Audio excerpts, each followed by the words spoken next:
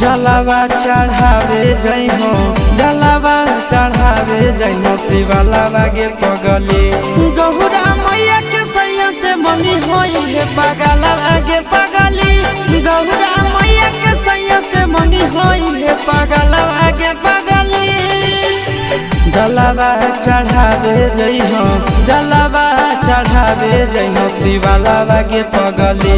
गौरा मैया के सैया से मंगी होई है पगलावा गे पगली गौरा मैया के सैया से मंगी होई है पगला